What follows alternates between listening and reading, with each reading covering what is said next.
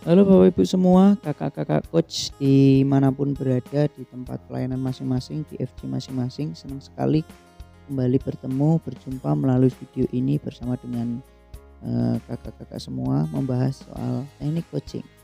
Pada kali ini adalah teknik coaching yang kelima, yaitu using intuition. Nah, sebelum kita membahas lebih jauh berkaitan dengan teknik coaching yang kelima ini, disarankan untuk Bapak Ibu atau kakak-kakak coach menyimak video sebelumnya berkaitan dengan teknik coaching yang pertama sampai yang keempat. Sekarang kita mulai berkaitan dengan teknik coaching yang kelima, using intuition. Bagi coach, mendengarkan di level permukaan itu membuatnya memahami fakta yang terkait konteks cerita si coach. Tetapi intuisi adalah kemampuan untuk mengindra apa yang sesungguhnya tersimpan di balik cerita. Jadi intuisi di sini menolong untuk memahami maksud di balik sebuah cerita yang disampaikan oleh seorang coach. Bagi kebanyakan orang, intuisi adalah hal yang abstrak, apalagi di zaman modern ini yang segala sesuatunya diukur dengan logika atau logis atau tidak seperti itu. Dan tentunya memang logika penting, tetapi di sisi lain harus tetap memberikan ruang buat perasaan maupun feeling di sini yang terkadang memberitahu kita sebagai coach dalam proses coaching, dalam proses diskusi, tapi sesuatu itu seringkali kita abaikan. Nah, percakapan coaching dapat memunculkan data dan fakta yang sangat banyak. Dalam percakapan coaching, logika itu untuk menerima sebuah percakapan, cerita dari seorang coach. Tetapi kita perlu menambahkan intuisi untuk mencernanya.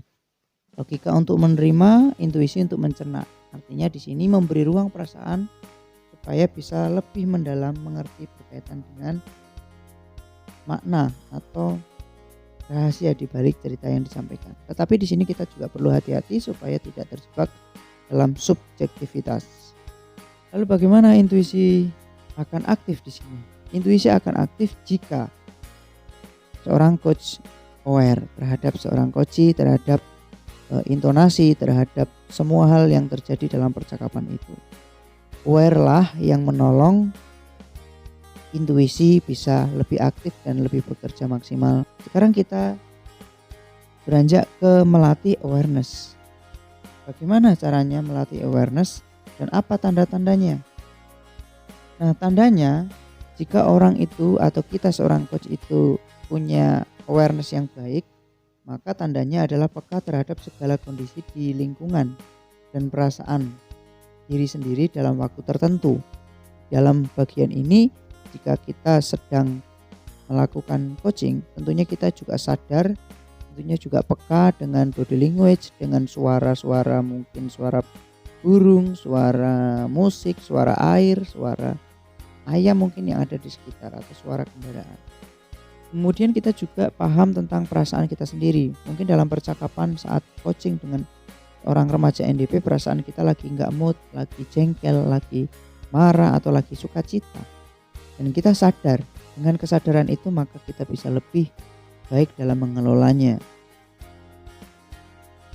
Nah, kebalikannya, jika tidak awareness itu artinya terfokus dalam satu bidang atau satu hal dan tidak menyadari ada hal lain di sekitar kita dalam proses coaching dalam konteks tertentu.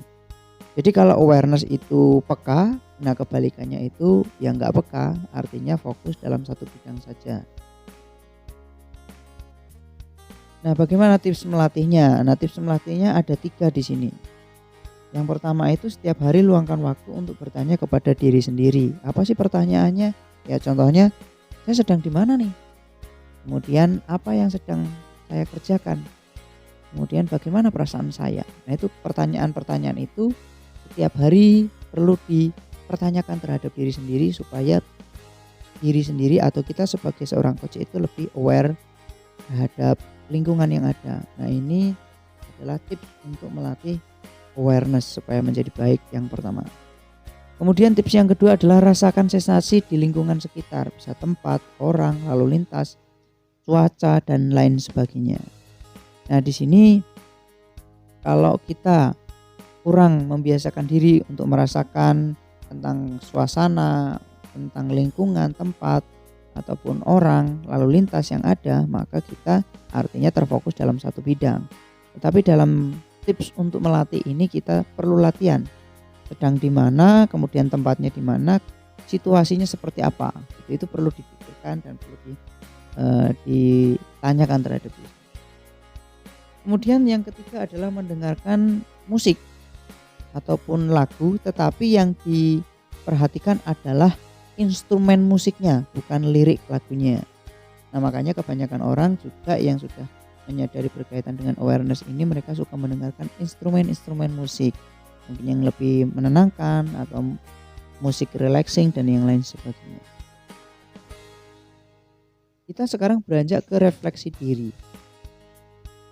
Nah, seringkali hari demi hari berlalu begitu saja karena rutinitas yang sangat padat, makanya kita kehilangan momen untuk menelaah sikap dan keputusan yang telah kita buat dalam hari-hari itu.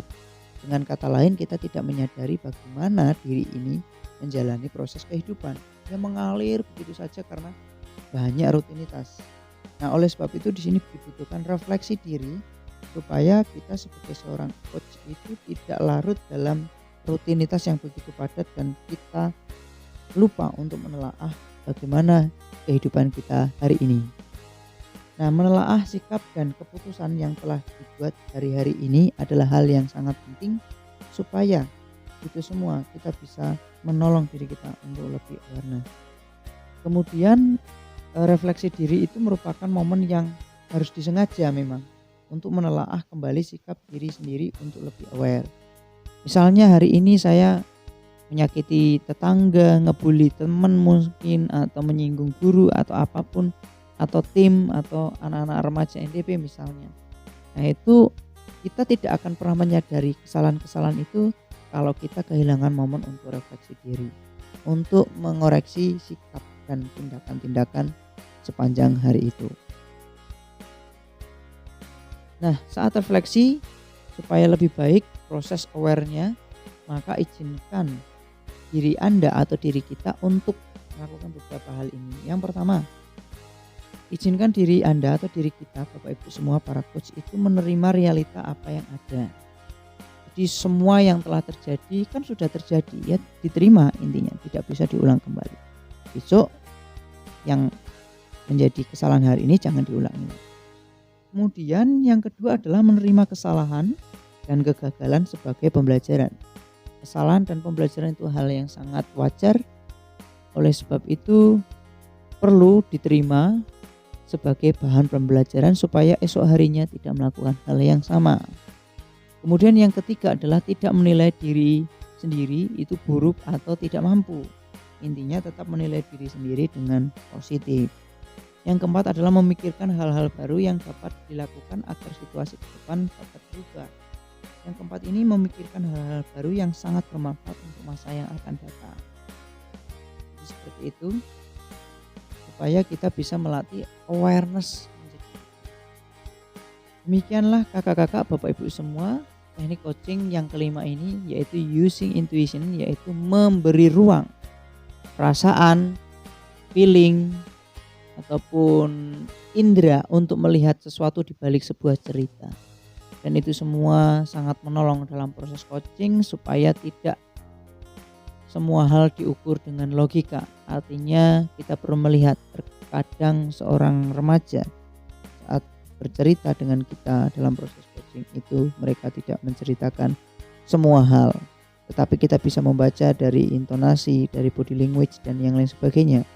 Supaya kita bisa lebih paham dan bisa membantu mereka dengan lebih maksimal. Terima kasih, jangan lupa subscribe channel Lead Bang Pesat dan simak video-video yang lainnya karena masih banyak video-video yang lainnya berkaitan dengan coaching, dengan pendidikan anak usia dini, dengan pendidikan anak secara umum dari beberapa pakar, dari beberapa fasilitator yang perlu disimak. Jangan lewatkan dan Tuhan memberkati.